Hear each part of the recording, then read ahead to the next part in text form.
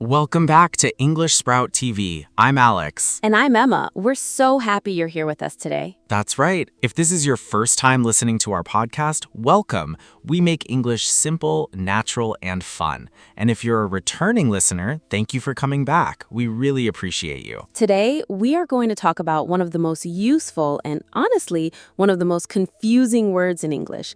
It's a tiny word, just 5 letters, but native speakers use it all the time. Can you guess what it is? The word is would. Would. W-O-U-L-D. It looks small, but it has so many different jobs in English.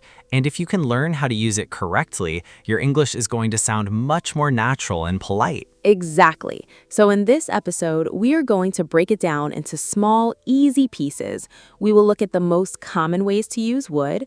We will give you lots of real-life examples, and by the end, you will feel much more confident using it yourself. Before we start, let me ask you something, Emma. When was the last time you used the word would? Oh, good question.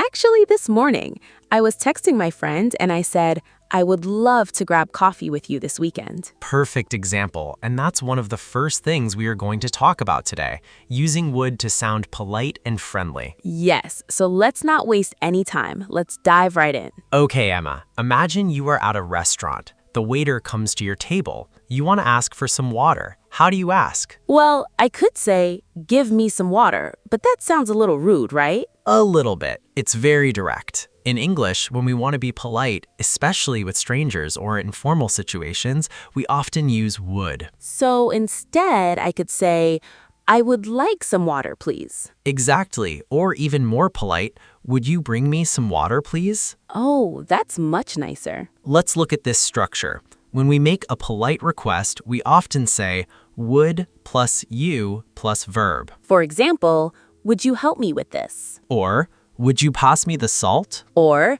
would you tell me where the station is? All of these are very polite. They are much softer than saying help me or pass the salt or where is the station? Right. And what about offers, like when you want to offer to do something for someone? Great question. For offers, we can say would plus you plus like plus noun. For example, would you like some tea? Or, would you like a glass of water? Or, would you like to sit down? This is one of the most common ways native speakers offer something. You will hear it in restaurants, in shops, at someone's home, everywhere. Let me practice. Alex, would you like a cookie? Would I ever? Yes, please. Thank you, Emma. You're welcome. So remember, would you like something is your best friend when you want to offer something politely. And would you is your best friend when you want to ask for something politely. Now, let's talk about would like. This is super important because many English learners say, I want all the time. And there is nothing wrong with I want. It is correct. But sometimes it can sound a little too strong. That's true. If you're in a nice restaurant and you say, I want the chicken, it is not wrong, but it sounds a bit demanding. So what should we say instead? I would like the chicken, please, or just I'd like the chicken, please. I'd. That's the short form. I would equals I'd. Exactly, and you can use this for anything you want. I'd like a coffee. I'd like to go home now. I'd like to learn Spanish someday. I'd like to know your name. See, it sounds so much softer and more polite than I want. Here's a little tip. In English, we almost never say I would like in the negative form. We don't usually say I wouldn't like. Instead, we say I don't want. Right. I don't want any dessert, thank you. That sounds natural. I wouldn't like any dessert sounds strange. Good point. So use would like for positive sentences and offers, but for negative, stick with don't want or no, thank you. Okay, Alex. Now let's move to something a little more advanced, but still very important. Using would for imaginary situations. Yes, this is the would you use when you're dreaming, imagining, or talking about things that are not real right now. For example, if I had $1 million, I would buy a house by the ocean. Beautiful dream, Emma, but do you have $1 million? Not yet. So this situation is not real, it is imaginary, and that is why we use would. The structure here is usually if plus past simple, would plus verb. Let's give more examples.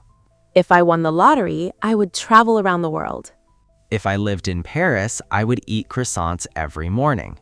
If I were taller, I would play basketball. Wait, Emma, you said if I were taller. Why were? Shouldn't it be was? Ah, good catch. In formal English, and especially in hypothetical situations, we often say if I were instead of if I was. It's a little grammar rule. Both are accepted now, but if I were sounds more classic and educated. So, if I were you, I would study more. Yes, and that's actually a very common expression. If I were you, I would. We use this to give advice. If I were you, I would take the job. If I were you, I would call her now. If I were you, I would not worry so much. This is called the second conditional. It's for situations that are not true now, but we like to imagine them. And notice, after would, we always use the base form of the verb. No S, no ED, no ING. Just the simple verb. I would go, she would eat, they would travel. Never I would goes or she would eatings. Never. Keep it simple. Now, let's talk about would rather. This is how we say we prefer one thing over another. The structure is would rather plus verb. For example, I would rather stay home tonight. Or, I'd rather not talk about it. I'd rather. Another contraction. I would rather equals I'd rather. And when you compare two things, you can say would rather plus verb than plus verb. I would rather read a book than watch TV. I would rather walk than take the bus. I would rather eat at home than go to a restaurant. This is very natural in spoken English. Native speakers use I'd rather all the time. And here is a little warning. When you use would rather with another person, the grammar changes a little. Yes, if you say I would rather you didn't smoke here, the verb after you goes into the past tense, didn't instead of don't. This is a bit tricky for beginners, so don't worry if it feels strange. Just know that I'd rather you came early is correct, even though we are talking about the future. But for now, focus on the simple form, I'd rather plus verb. That will take you very far. Emma, did you have any habits when you were a child? Oh yes, when I was little, I would always wake up early on Saturdays to watch cartoons. Did you say would wake up? Yes, and that is another great use of would. We can use it to talk about things we did regularly in the past. This is very similar to used to. For example, I used to wake up early on Saturdays, and I would wake up early on Saturdays. Both are correct. But there is a small difference. We use would for past actions, things we did again and again, but we use used to for both actions and past dates or situations. Right. For example, you can say I used to be shy because be shy is a state, not an action. But you cannot say I would be shy to mean the same thing. That sounds like a hypothetical situation, not a past habit. Exactly. So I would play soccer every weekend. Vix, past action or habit. I used to play soccer every weekend. Vix, past action or habit. I used to live in London. Vix, past state. I would live in London. X. This does not mean a past habit. More examples of past habits with would. Every summer, my family would go to the beach. When I was a student, I would study at the library every evening. My grandmother would always bake cookies for us. It gives your story a warm, nostalgic feeling. It's beautiful in storytelling. Now, let's look at one more situation where would appears naturally. Reported speech. Reported speech is when you tell someone what another person said. For example, imagine your friend says, I will help you tomorrow. Later, you tell me, she said she would help me tomorrow. See, will becomes would when we report it. This happens because we are moving the sentence into the past.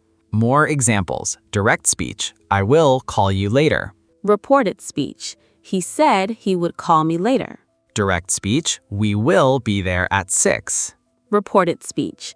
They said they would be there at 6. So whenever you are telling a story about what someone promised, planned, or predicted, and you are speaking in the past, will usually changes to would. This is very common in everyday conversation. My boss said he would review my report. My mom said she would visit next month. Before we finish, let's go through some very common expressions and fixed phrases that use would. These are like little treasures. Learn them and you will sound much more natural. Number 1, would you mind? This is an extremely polite way to ask for something. Would you mind opening the window? Or, would you mind if I sat here? If someone asks you this and you want to say yes, meaning you are okay with it, you say, no, not at all, or of course not. If you want to say no, meaning you are not okay with it, you say, I'm sorry, but, or I'd rather you didn't. Number 2, I would say. This is how you give an opinion carefully. I would say he is about 30 years old. Or, I would say this is the best restaurant in town. Number 3, that would be great. This is a wonderful, positive response. If someone says, I can pick you up at 7, you say, that would be great. Number 4, I would imagine or I would think. These are soft ways to say you believe something is true. I would imagine the train is delayed because of the rain. Number 5, wouldn't it be nice if? This is a dreamy, hopeful expression. Wouldn't it be nice if we lived closer to the ocean? And number 6, I wouldn't mind. This means you would be happy to do something or have something. I wouldn't mind a cup of coffee right now. Or, I wouldn't mind going to the park later. These little expressions are gold. Use them and people will notice how natural your English sounds. Okay, now it is your turn to practice. We're going to give you some situations, and we want you to think about how you would use would. Situation 1. You are at a coffee shop. You want to order a latte. How do you say it politely? Think about it. The answer, I would like a latte, please, or I'd like a latte. Situation 2. Your friend invites you to a party, but you prefer to stay home. What do you say? Think. The answer, I would rather stay home tonight, but thank you for inviting me. Situation 3. You are imagining your dream vacation. You are in Hawaii. What do you say? Think. If I were in Hawaii, I would swim in the ocean every day. Situation 4. You are telling a story about your childhood. Every Sunday, your dad made pancakes. How do you say it? Think. The answer, every Sunday, my dad would make pancakes for breakfast. Great job! If you got most of these right, you are already on your way to mastering would. Let's do a quick recap before we say goodbye. We learned that would is a small word with a big job. Here are the main ways to use it. 1. Polite requests and offers. Would you help me? Would you like some tea? 2. Polite wants. I would like a coffee. I'd like to go home. 3. Imaginary situations. If I won the lottery, I would travel the world. 4. Preferences. I would rather read than watch TV. 5. Past habits. When I was young, I would play outside every day. 6. Reported speech. He said he would call me. And 7. Common expressions. Would you mind? That would be great. I wouldn't mind. If you can remember even half of these, your English is going to improve so much. We hope this episode helped you understand would a little better. We know it can feel confusing at first, but with practice, it will become natural. Yes, our challenge for you today is this.